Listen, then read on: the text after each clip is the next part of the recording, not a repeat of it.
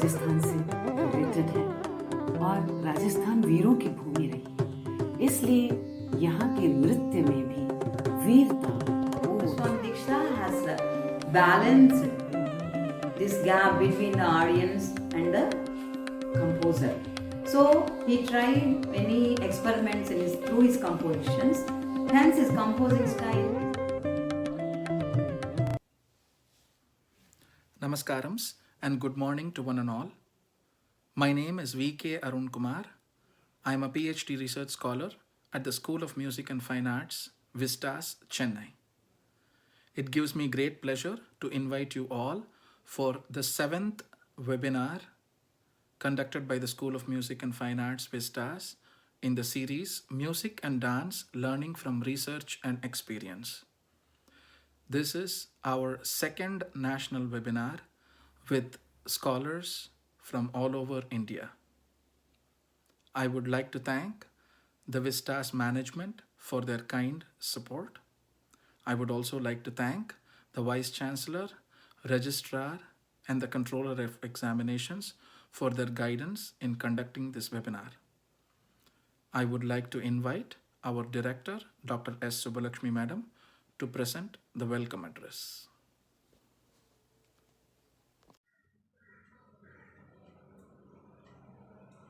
Good morning. Welcome to the national webinar conducted by the School of Music and Fine Arts, Vistas. First of all, I would like to thank the management of Vistas for their kind support. I also thank Vice Chancellor, Pro Vice Chancellor, Registrar and Controller of Examinations. I thank and welcome Dr. Nandini Ramani, Sangeeta Nataka Academy Awardee, Dr. Prem Dave from the University of Rajasthan, Jaipur, Dr. R.N.S. Saileshwari, Sri Padmavati Women's University, Tirupati, Andhra Pradesh, for their participation in this national webinar. Thank you. Thank you, Madam. School of Music and Fine Arts, Vistas, was very proud to host Spic Mackay's Rendezvous series on 21st November 2020. This was a presentation of Kudiyattam, dance form of Kerala, by Sri Margi Madhu Chakyar.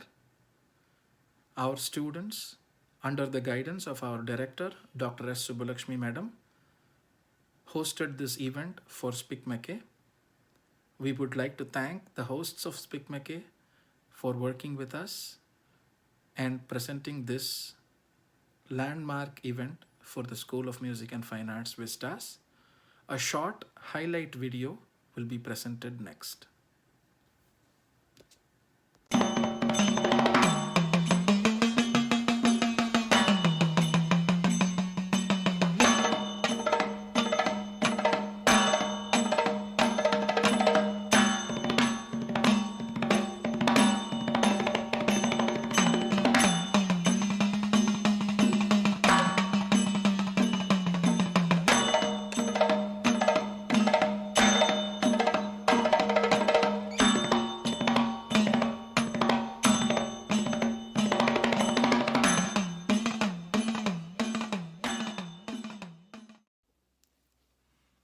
Thank you all for watching.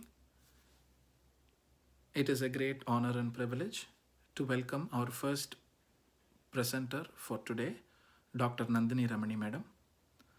She is a senior Bharatanatyam exponent and a disciple of the legendary T. Bala Saraswati and her close associate dance master, Sri K. Ganesan. She is also trained in Carnatic music under Sri B. Krishnamurti and Srimati T. Mukta.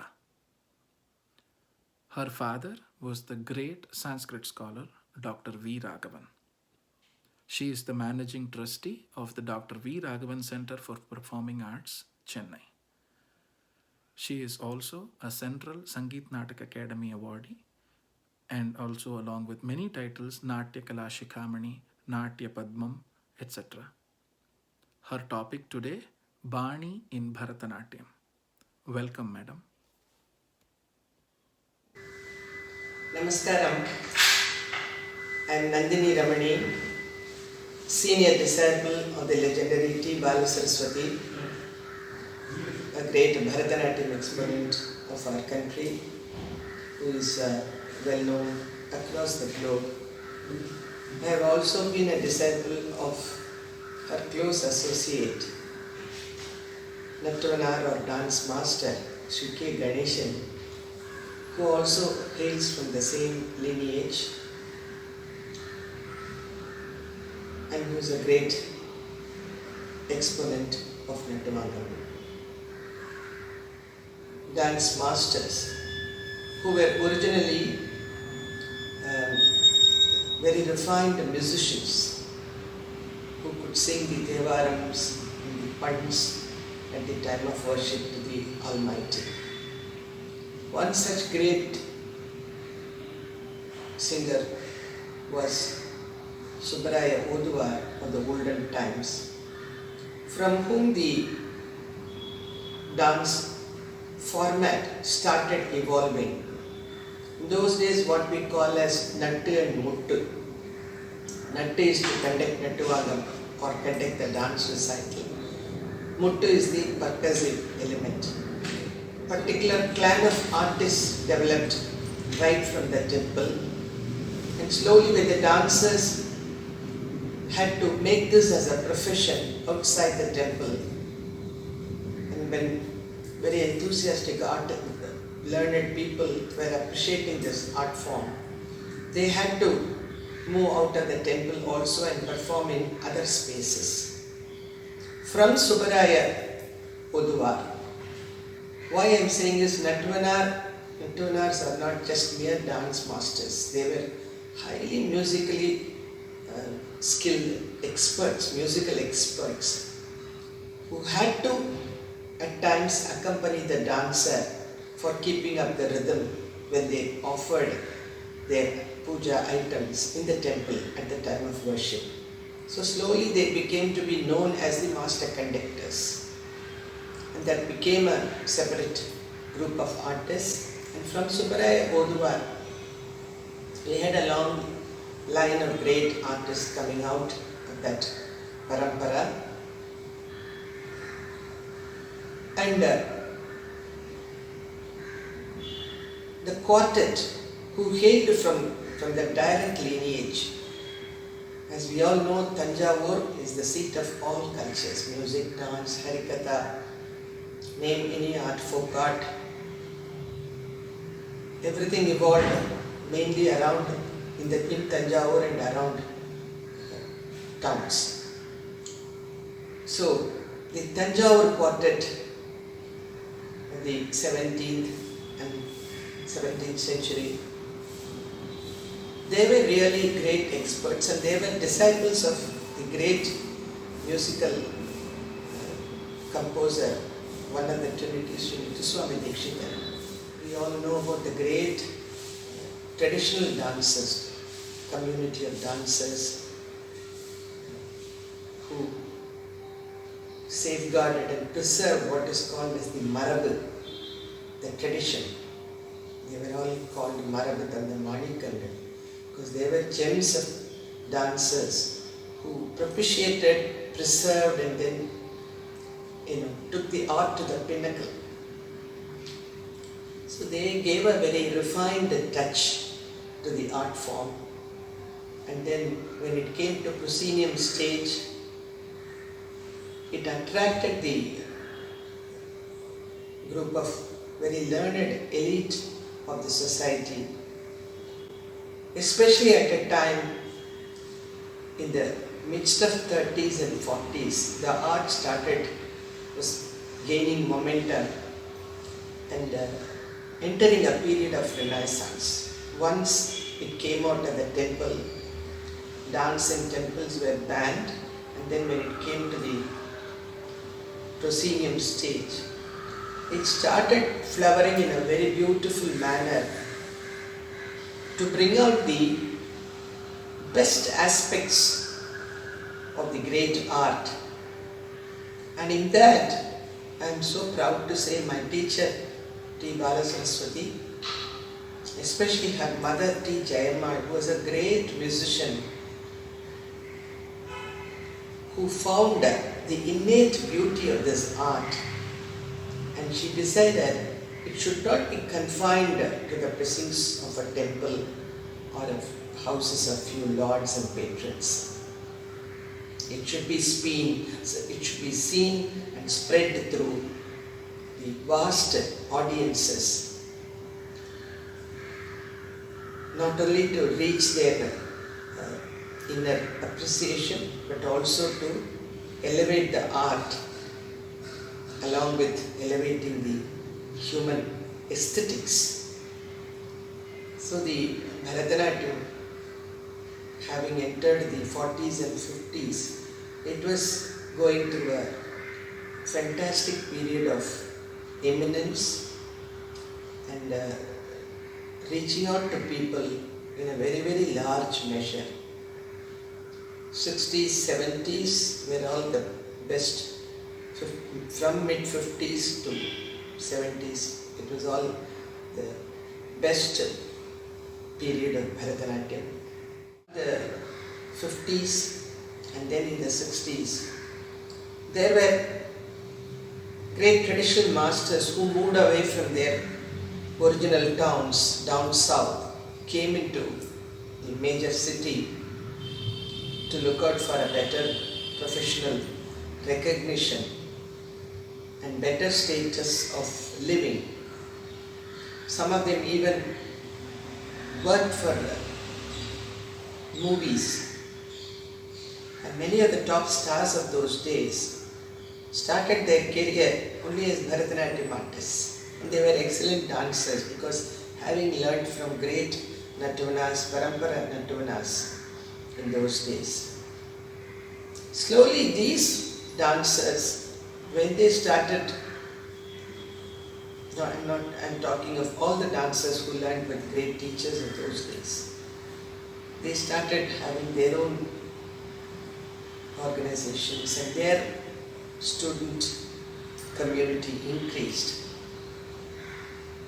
The term Bani arrives here when every Nattuvanar, having learned from Meenakshi Sundaram Pillai or the next level of Nattuvanar or the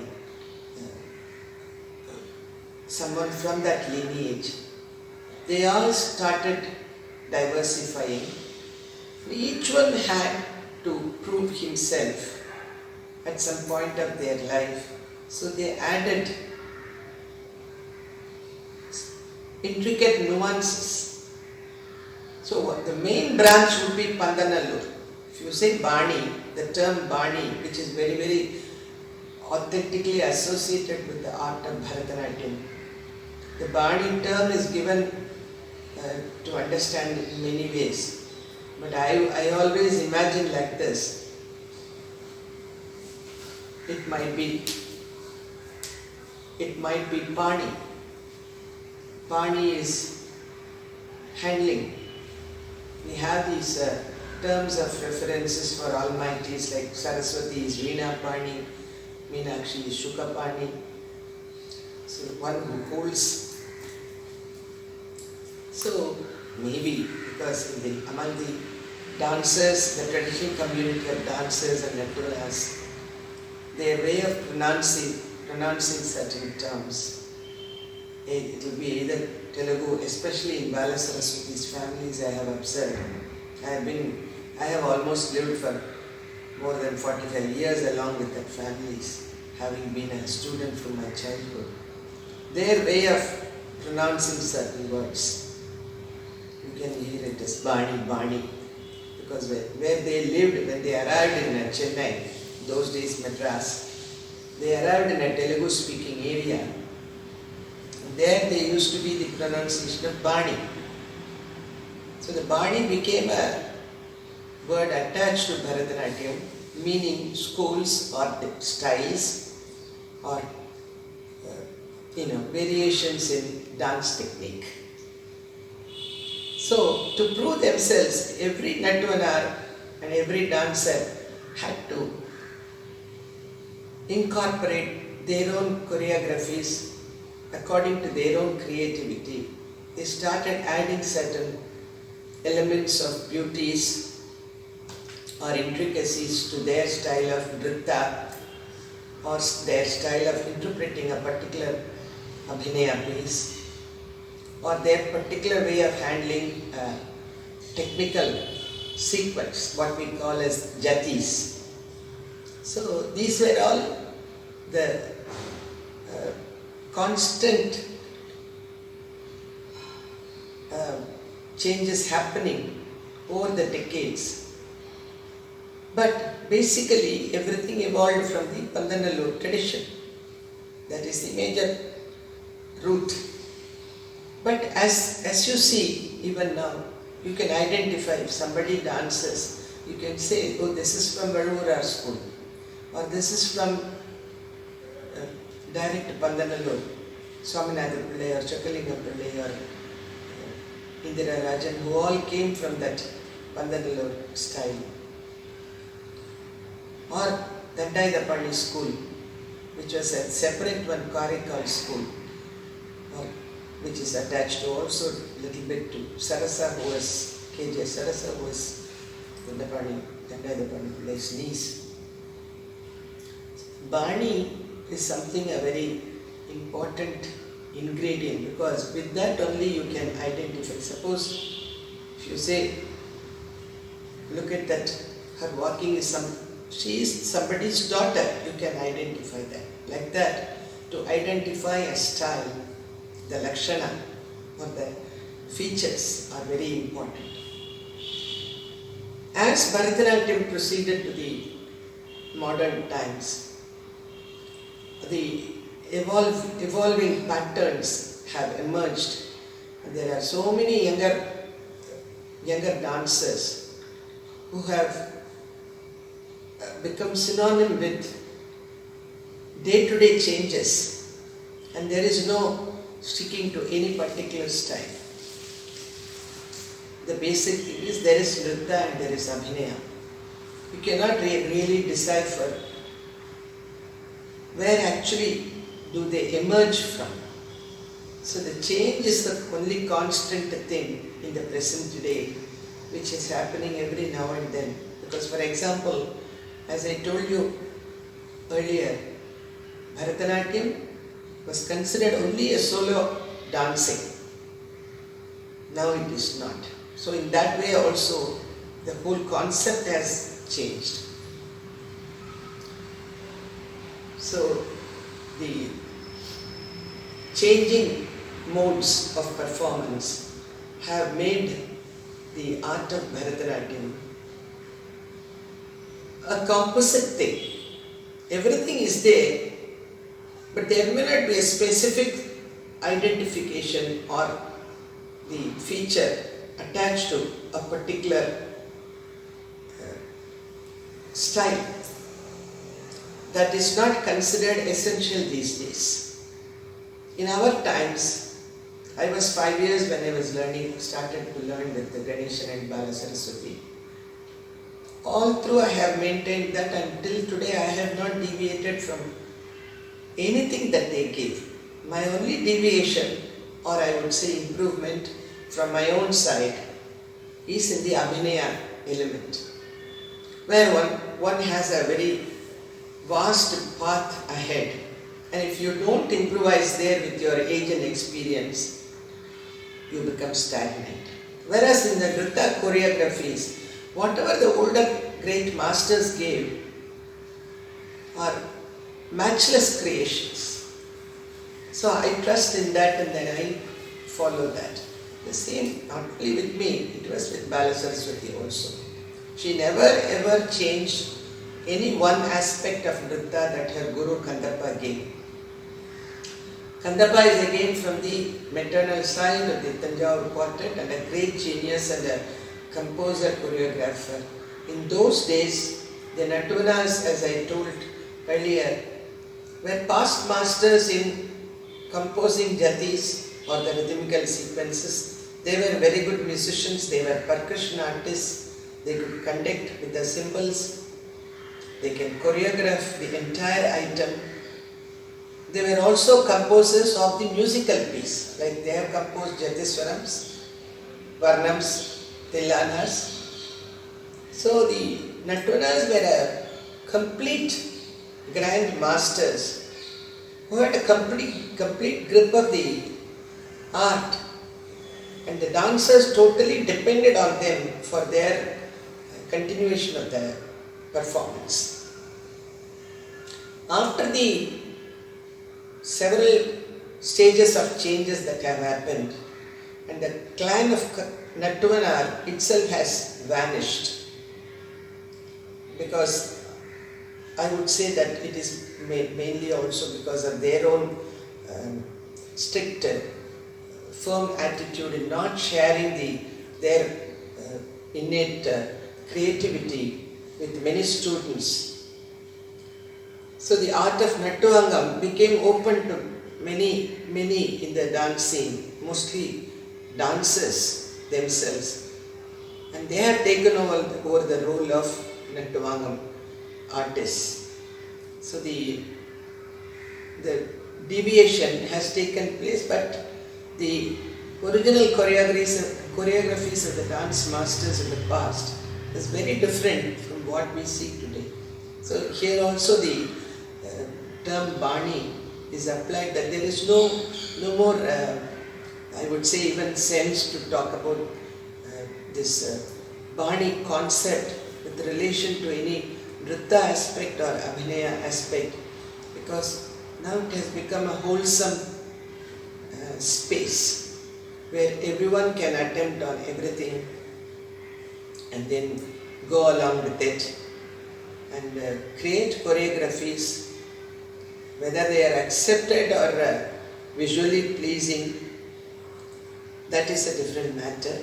But everybody is attempting, and then the Bharatanatyam scene as a whole is marching towards still further, I would say, because in any art society there are always the good, medium and mediocre and the bad ones.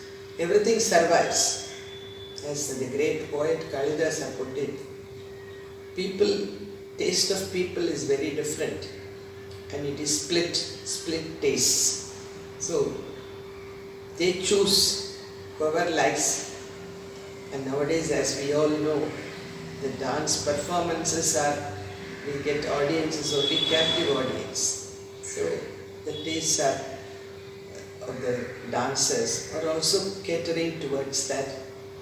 And the term Bani, it holds good with certain old-time dancers like me, and I respect Bani very much. Bani is a crucial term which every dancer should understand and respect for the sake of upholding the sanctity and purity of standard of Bharatanatyam in performance. At the outset, I am very thankful to Dr. Subbalakshmi and Srimati Sophia Natish from the University of Wales University here in Chennai, for having invited me to be part of this seminar and share my humble views with all the students and other enthusiasts who have been kind enough to watch and listen. I thank the university authorities and my humble namaskarams and good wishes to all.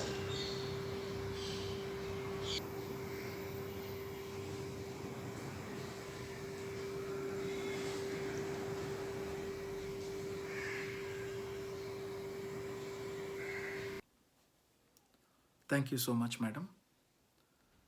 Our next presenter today is Dr. Prem Dave, Associate Professor, Department of Music, University of Rajasthan, Jaipur. Dr. Dave has a DLit, a PhD in Kathak dance, MA vocal music and Kathak dance, and she also has multiple degrees in vocal music and Kathak dance. She will be presenting on the topic Introduction to Kathak Dance. Kathak Nritya ka Sankshipta Parichaya. Welcome, madam.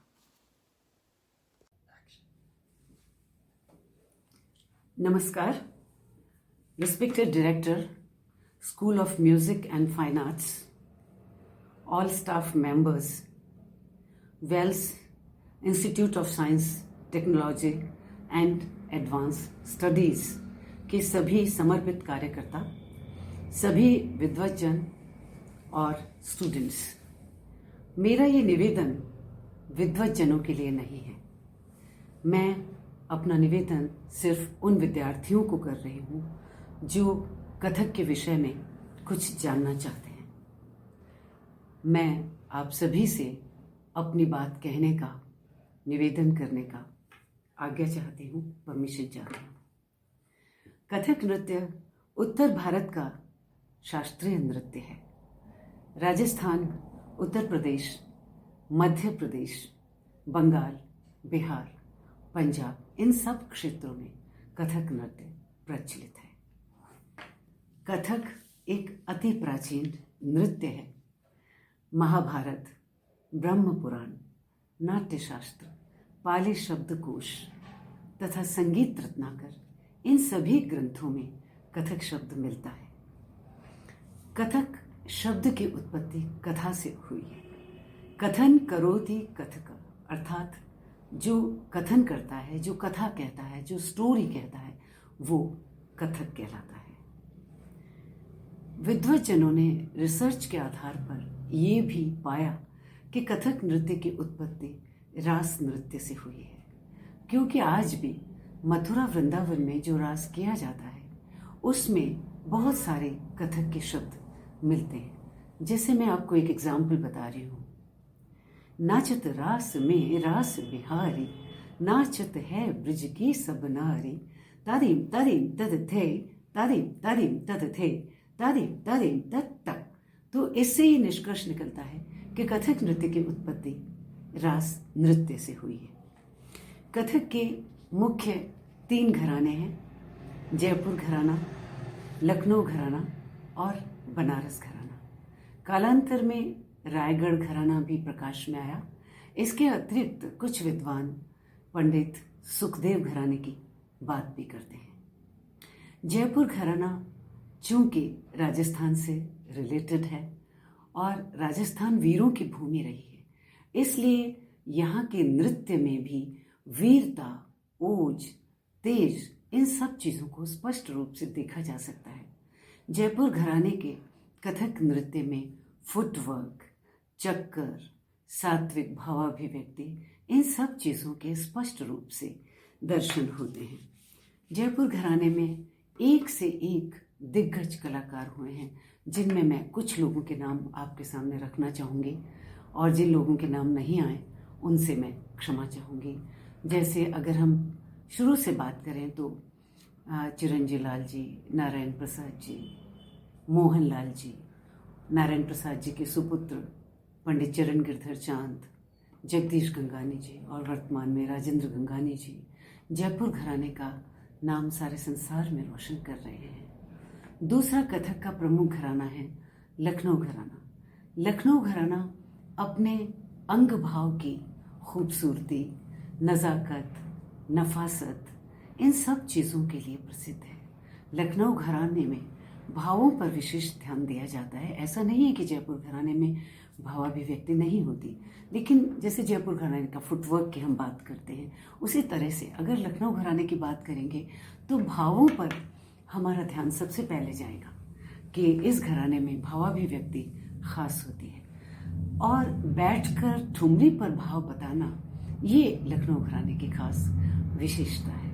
Lucknow घराने के कलाकारों में पंडित कालका बिंदादेन जी, अच्छन महाराज, लच्छू महाराज, शंभू महाराज और वर्तमान में जिन्हें मैं इस सदी का महानर्तक कहूँ तो कोई अतिशयोक्ति नहीं होगी, पंडित बिरजू महाराज, जिनको आप सब लोगों ने देखा होगा। अभी हाल ही में रिलीज फिल्म देवदास में उन्होंने नृत्य निर्देशन किया। तो लखनऊ घराने में भी एक से एक नायाब कलाकार हुए हैं और बिंदादेन महाराज ने लगभग 1500 ठुमरियों की रचना की है। उसमें से एक ठुमरी काहे छेड़ छेड़, वो अभी आपने देवदास में भी सुनी होगी, जो माधुरी दीक्षित पर फिल्माया गया है। तीसरा कथक का घराना है बनारस घराना। बनारस घराना, हालांकि ये सारे ही घराने विद्वान लोगों का कहना है कि राजस्थान इनका उत्पत्ति स्थल है और ये सब लोग फिर अपने रोजी रोटी की तलाश में इधर उधर चले गए और कुछ लखनऊ में सेट हो गए और कुछ बनारस में पहुंच गए, कुछ जयपुर में रहे। तो इस तरह से स्थानीय विशेषताओं को उन्होंने अडॉप्ट किया और अपनी अपनी विशेषताओं को उन्होंने बनाया। बनारस घराना अपनी शुद्धता और सात्विकता के लिए प्रसिद्ध है। यहाँ की बंदिशों में नृत्य में सिर्फ नृत्य के ही बोलों का प्रयोग किया जाता है, तबला या पखावज के बोलों का प्रयोग नहीं करते हैं। अब बात आती है रायगढ़ घराने की। रायगढ़ के राजा महाराजा चक्रधर सिंह बहुत ही गुणी व्यक्ति थे। उन्होंने सभी घरानों के नर्तकों को, गायकों को, वादकों को अपने दरबार में रखा और स्वयं ने उनसे नृत्य, गायन और तबले की, पखावज की तालीम ली और इस तरह से एक अपनी मौलिक शैली उन्होंने इजाद की, जिसे आज रायगढ़ घराने के नाम से जाना जाता है। बाद में कुछ लोगों ने पंडित सुखदेव घराने की बात भी की, जिसमें आपने सितारा देवी का नाम ज़रूर सुना होगा और नटराज की उपाधि से विभूषित पंडित गोपी कृष्ण जी, जो फिल्मों में बहुत ही प्रसिद्ध डांस डायरेक्टर रहे, वो पंडित सुखदेव घराने को बिलोंग करते थे और इनके नृत्य को आप सभी ने देखा होगा। सितारा देवी जी तो अपने ज़माने की मशहूर नर्तकी थी, जो अब नहीं है हमारे बीच में। इसके बाद मैं बात करूंगी कि कथक नृत्य की प्रस्तुति किस तरह से की जाती है, क्या उसका क्रम होता है।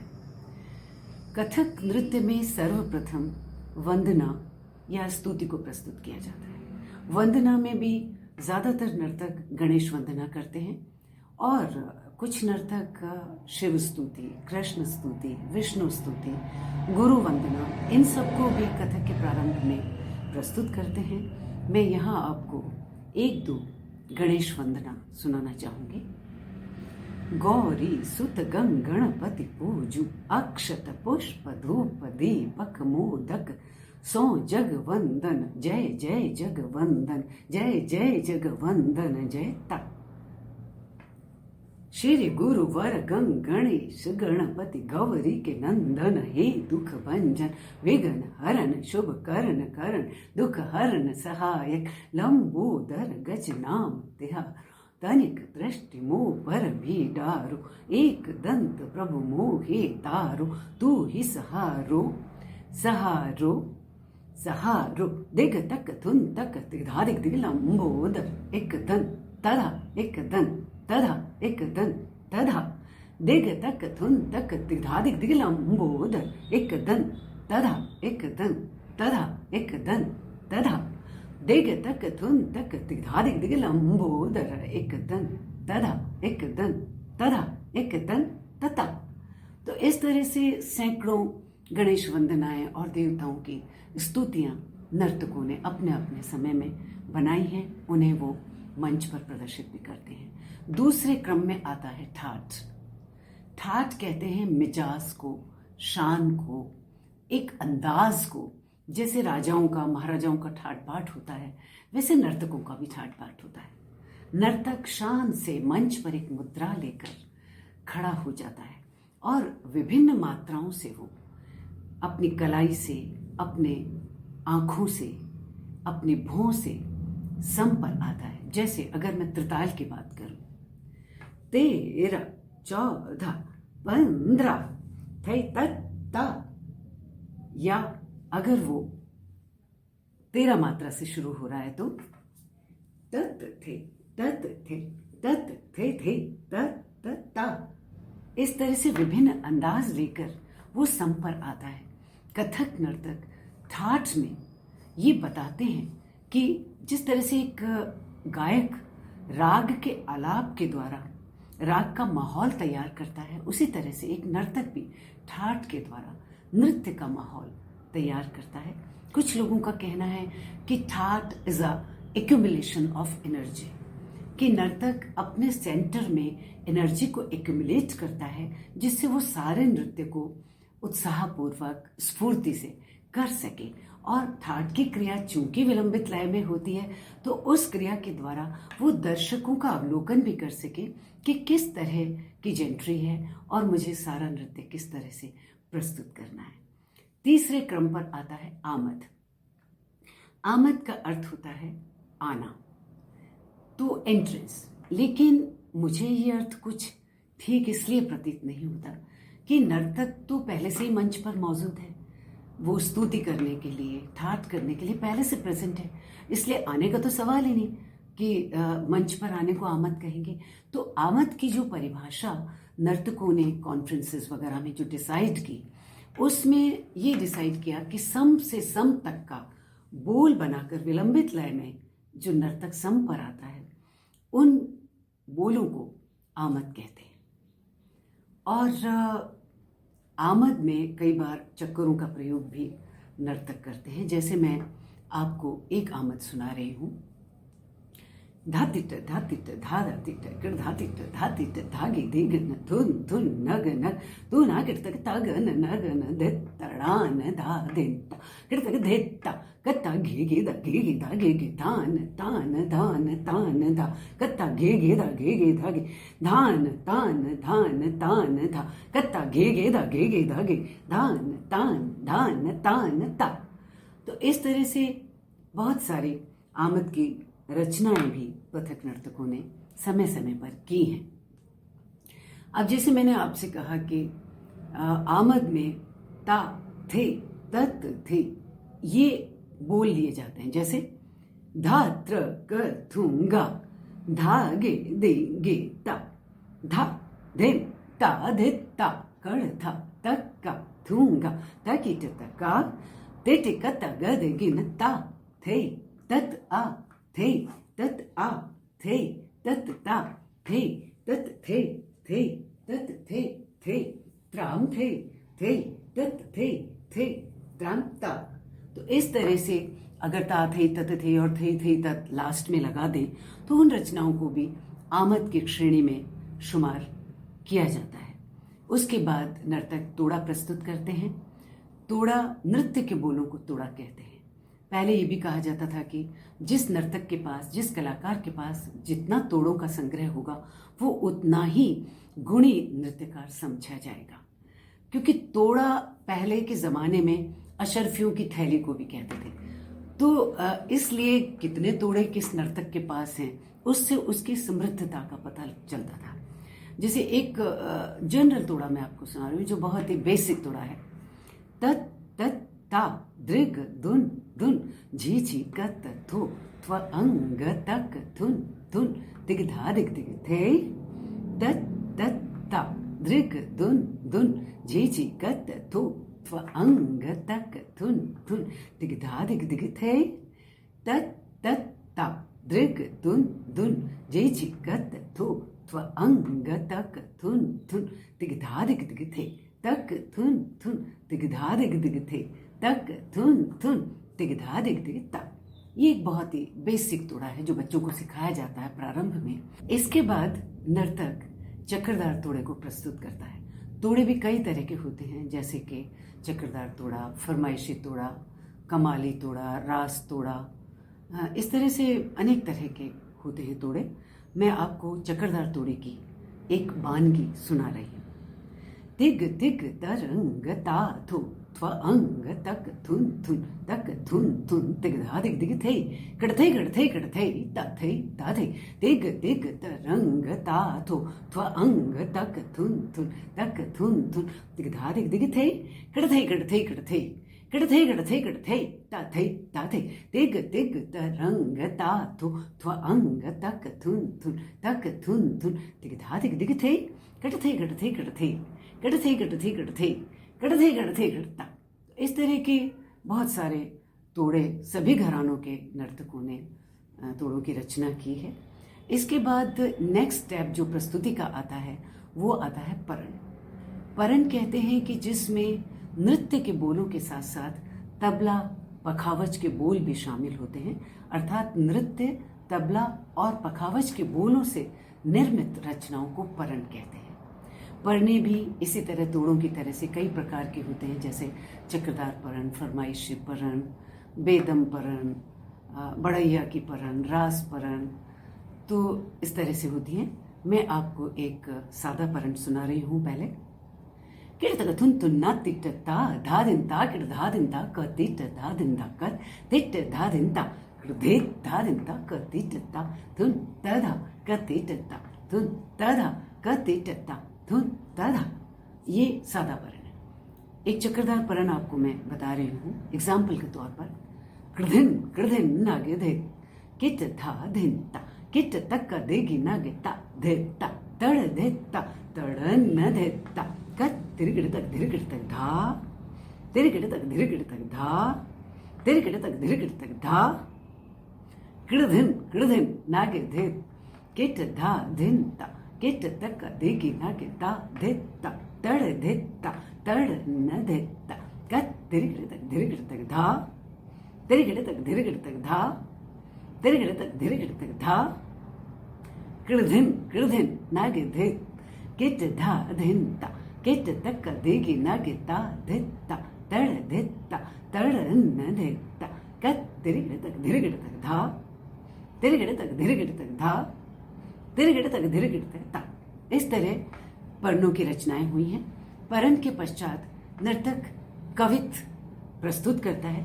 कवित कहते हैं किसी कविता, छंद, पद या प्रिमलू के बोलों को तबला पखावज के बोलों के साथ मिलाकर जो रचनाएं की जाती हैं उन्हें कवित कहते हैं। कविता में कविता के बोलों की कविता के बोलों का आधिक्य होने के कारण इसे कवित कहा जाता है।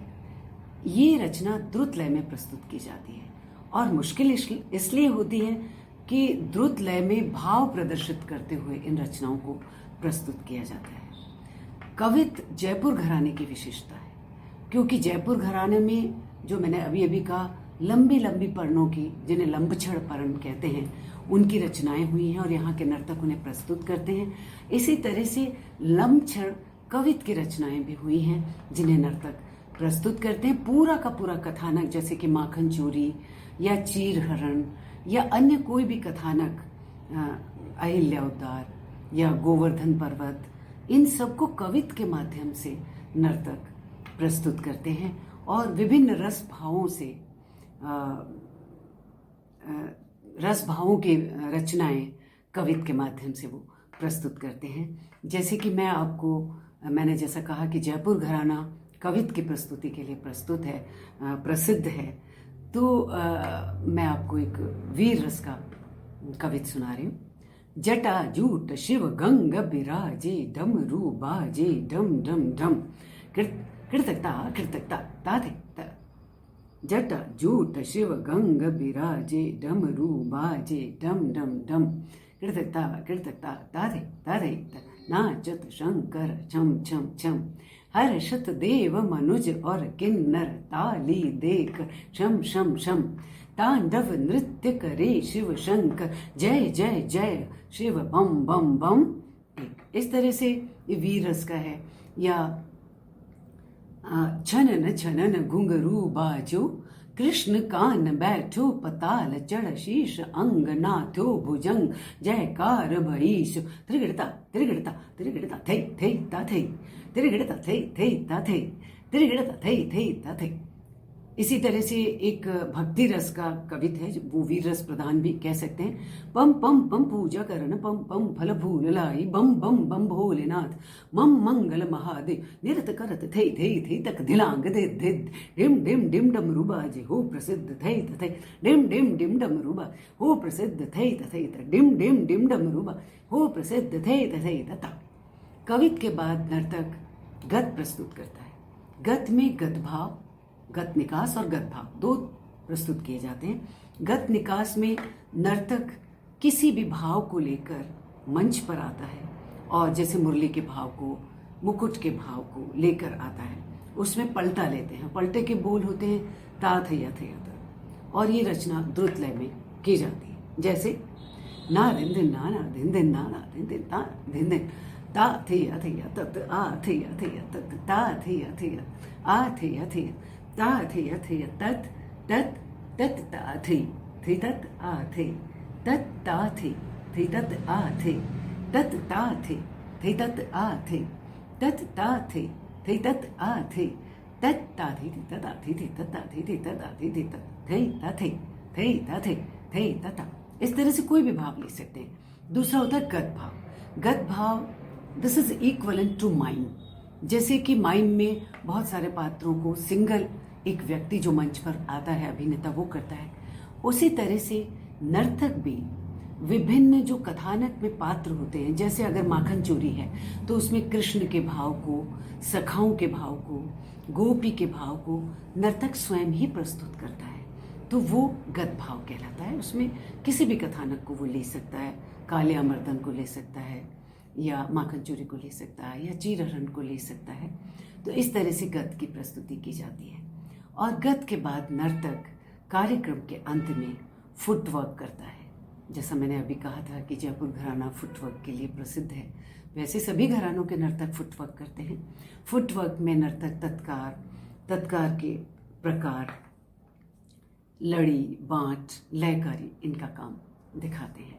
मैं आपको ये कहना चाहती हूँ कि सिर्फ कथक नृत्य ही ऐसी शास्त्रीय विधा है जिसमें हिंदू और मुस्लिम संस्कृति का बहुत सुंदर समन्वय दिखाई देता है, क्योंकि ये कथक नृत्य राजाओं के राज दरबारों में और नवाबों के दरबारों में पुष्पित और पल्लवित हुआ है। इसलिए हिंदू मुस्लिम संस्कृति का समन्वय बहुत अच्छे से इसमें दिखाई पड़ता है।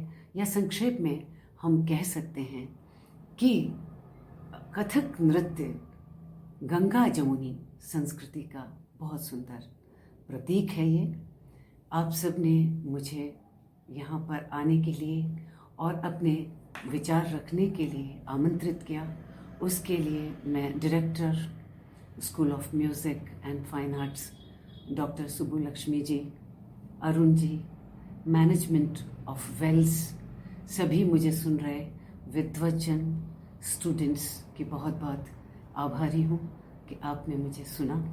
Thank you so much. Thank you so much, madam. Our final presenter for this morning's webinar is Dr. R.N.S. Saileshwari.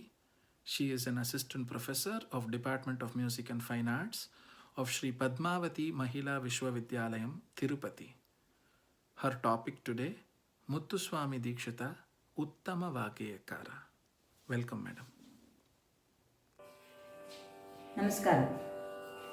I am Dr. Saileshwari, working as Assistant Professor in the Department of Music and Fine Arts, Sri Padmavati Mahila Vishwavidyalayam, Tirupati, Andhra Pradesh. Today I am going to speak about Sri Muthuswami Dikshita, a Uttama Vageyakara. Before going to start my presentation, I would like to thank Professor Subbulakshmi Garu, Director, Wales University, for giving me this wonderful opportunity to speak about Muthuswami Dikshita and his composing style. As you all know, Muthuswami Dikshita is a great Vageyakara of South Indian classical music. Golden era, that is the 20s period, is a precious period in the history of Indian classical music, which laid a strong foundation for classicism and traditionalism. You find Kriti in its mighty form, which originated from the Kirtana, a previous musical form. All the three composers stabilized it with many decorative numbers also. Among them, Muthuswami Dikshita has a significant place. The analysis of his composition shows us this fact. According to Lakshana Granthas, Vageyakara is defined as Vang Maturuchyate, Geyam Dhatuhu Richa Vidhiyate, Vacham Geyam Cha Kurite, Yah Sah Vageyakarakah. So Vageyakara is the one who composes both the literary and the musical part of a composition. But Uttama Vageyakara is the one who has the capacity to distinguish between good and bad words, expertise in their proper usage, perfection in language, mastery in 64 arts, proficiency in the three fields like Nritya, Gita and Vaja and command over Laya and Thala. So these are the aspects which will decide the proficiency of the Vagyakara, and he may be categorized as a Uttama Vagyakara. So now I explain the literary. So before I am taking composition in two ways. One, a literary part of the composition and the musical part of the compositions of Muthuswami Dikshita. So now I explain the literary heights in his compositions. If you see the literary part of the compositions of Muthuswami Dikshita, one reference will come to our mind. One is that is Sangeetam api sahityam saraswatyah stanadvayam ekamaapatamadhuram anyadalochanamrutam. Generally, the two breasts of Goddess Saraswati equates with the two branches of a composition, that is the Sahitya and the other one musical part. So, if you see the compositions of Muthuswami Dikshita, first is the language in which he has composed is Sanskrit.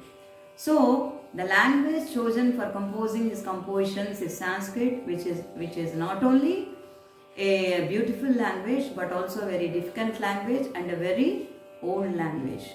It is from Sanskrit, so many other languages are originated, not only Indian languages but also foreign languages. So this itself shows the expertise, because it is not widely spoke, and to reach common people with this language is also a difficult task.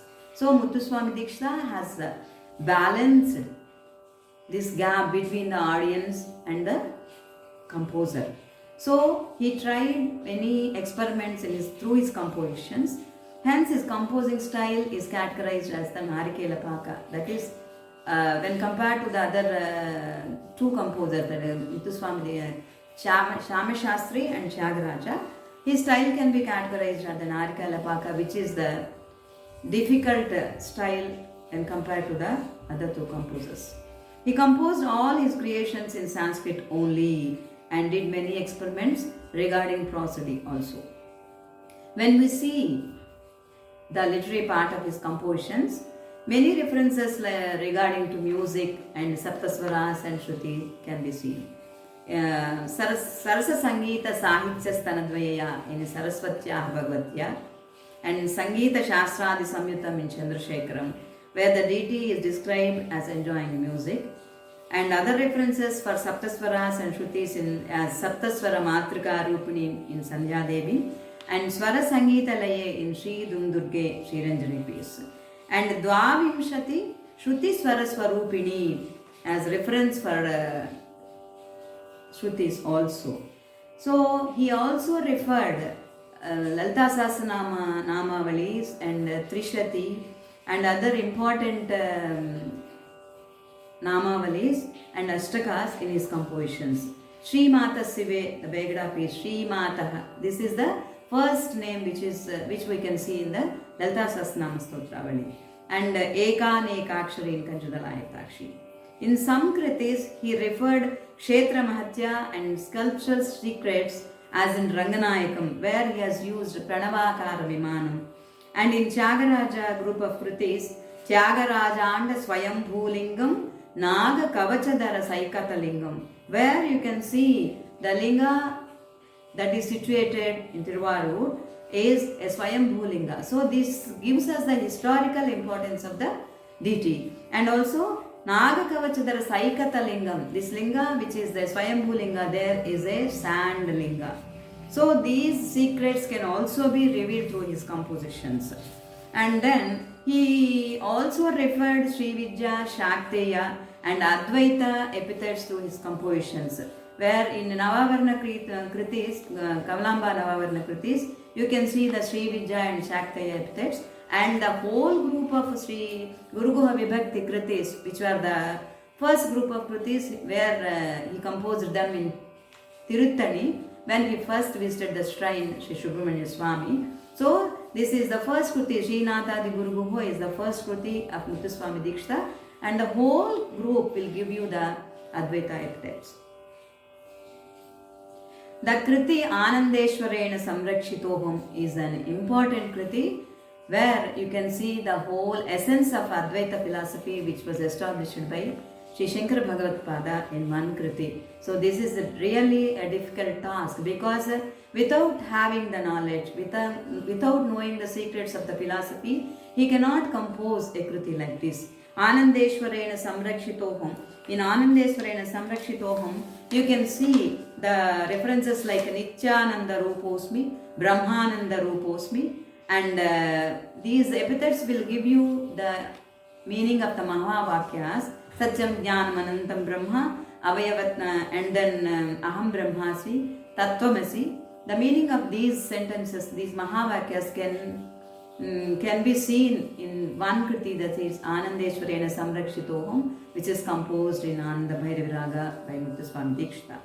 And in Charana, when you refer the Sahitya, when you see the Sahitya, you can also see about the three avasthas, Avayavatrayati Tena, Avasthatraya Sakshina, and about the Panchakoshas also, he has referred there. So this only one Kriti will give you the essence of Advaita philosophy. So if you go on analyzing the literary part of his compositions, you may have n number of examples in all his Kritis, because he has composed many, wherever he visited in almost all shrines in South India, wherever he went, he composed Kritis or maybe group of Kritis where in which place the God is there, and the secrets and the pilgrimage secrets and sculptural secrets and the Kshetra Madhya, he incorporated them in the literary part of his compositions. So this is the excellent ability of Dikshita,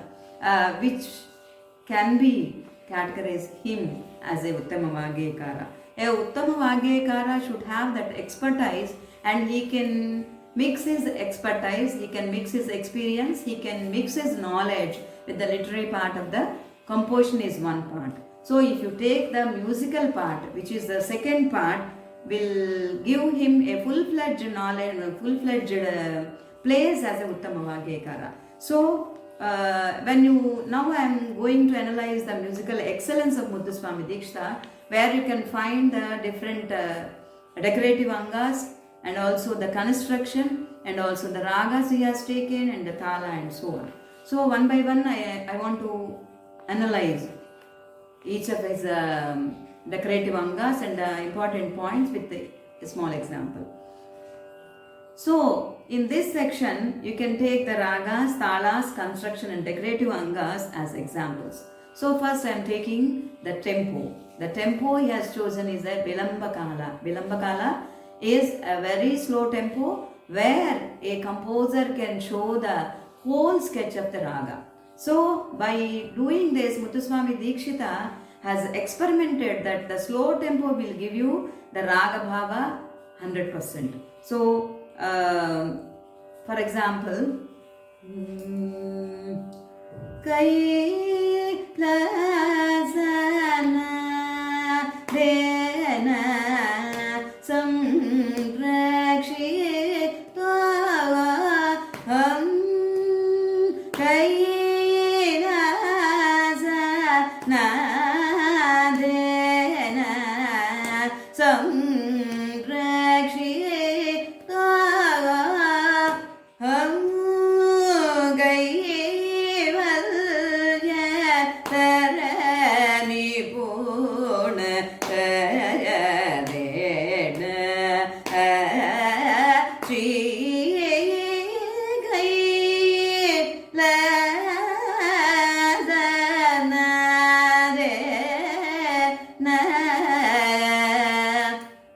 beautiful Kamboji.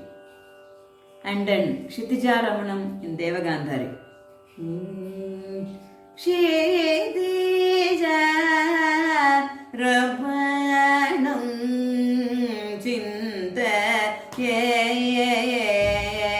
Shri Ramam Bhavataranam Kshitija Ramanam Chinta Shri Ramam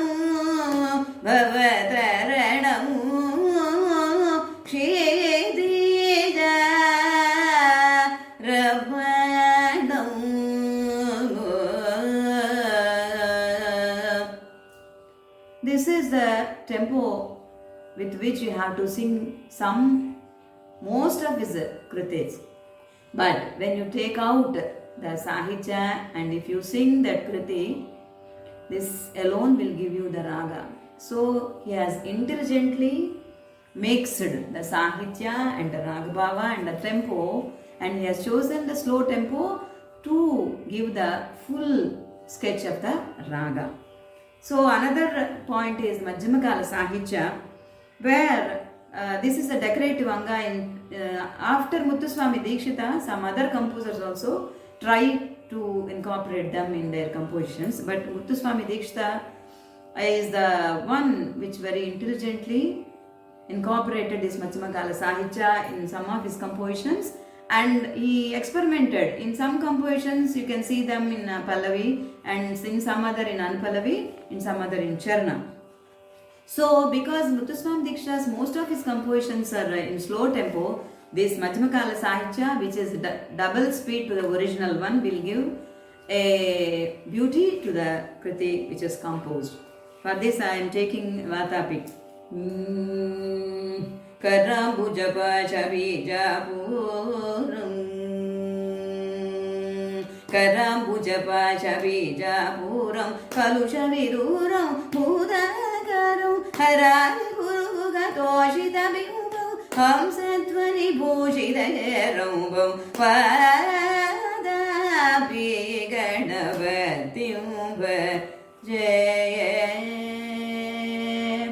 This is Madhyamakala Sahityam, which enhances the beauty of the composition. And then Samashti Charanam. This Samashti Charanam, this usage of this technical word is not there in Sangeeta Sampradaya Pradarshani, which you can call as an authentic work of Muthuswami Dikshita. But in usage, you are saying this as a Samashti Charanam. In this type of kritis, you don't find Anupallavi. So to balance that gap, that lack of Anupallavi, he has composed this Samishti Charanam with more number of avratas, say 4 or 8. So this Samishti Charana will try to explain the Raga Bhava and literary Bhava, Sahitya Bhava in detail.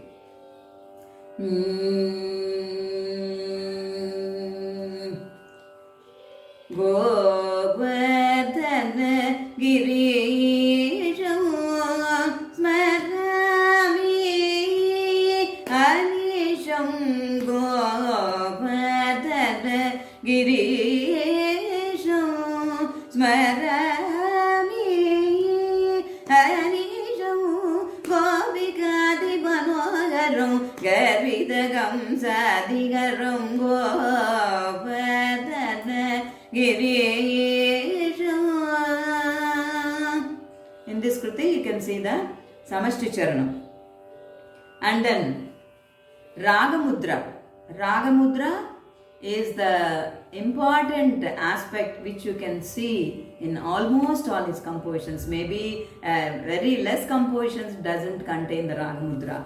So this also he has very intelligently created to sing them in Pallavi and in Anupallavi and in Charana. By this, the authenticity of the raga in which it is created is clear to the audience. Shri Karti Matyu Shankara Yuvadyu Shri Karti Matyu. This is the Ragamudra, that is, it is composed in the Raga Kantimati. So the audience, the reader will not have the doubt that because after many generations, if you sing the same Kruti, there will be a doubt in the authenticity of the Raga in which it is created. But with this type of experiment, it is clear to the audience. And then the inclusion of Hindustani ragas in his compositions. Hindustani ragas, because he stayed at Kasi for many years under the guidance of Chidambaranatha Yogi, who has initiated him in Sri Vidya Upasana and also made him to train in Advaita philosophy. because he was there in Kasi, he was under the influence of Hindustani music also. So he has created some of the pieces in Hindustani ragas very beautifully, taking them to the Carnatic music, like Yamuna Kalyani, Dvijavanti, Hamir Kalyani, and so on.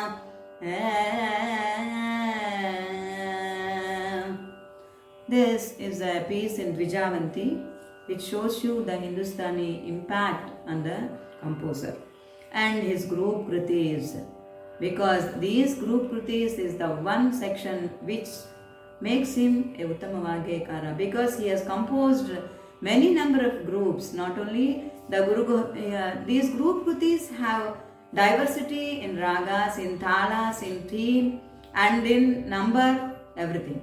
So if you take Sri Guru Goh Vibhakti Kritis, there are 11. Most of them are 11 in number, some are 9, some are 7, and so on. So these group kritis also makes him a Uttama Vagyekara. And then Ragamalikas, he has composed many Ragamalikas.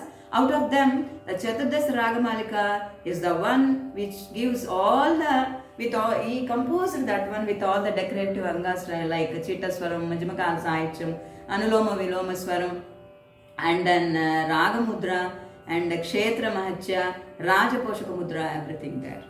So lastly, the influence of Western bands. He composed many Notuswaras which shows you the impact of Western music on Muthuswami Dikshita. And here you can see the Raga Bhava of Shankarabharana, which is universally accepted as the major scale in Western music. You can see the different angles of Shankarabharana in his Notuswaras. Santatam pahi mam sangita shyamade sarvadhare janani. Santatam pahi mam sangita shyamade sarvadhare janani. Chintita prade shidrupini shive Shri Guru Mukha Sevite Shiva Mokha Kare. So all these compositions and above discussed points will definitely, undoubtedly make us to agree that Muthuswami Dikshita is a Uttama Vagyekara. Thank you.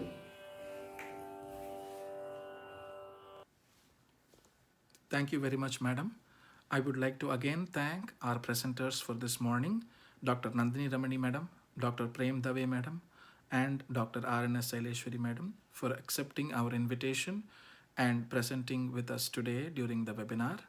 I would like to thank Dr. S. Subbalakshmi madam for coordinating this webinar and inviting all the dignitaries and the presenters. I would also like to thank all of you for participating and attending this webinar regularly. Thank you very much and have a wonderful day. Namaskarams.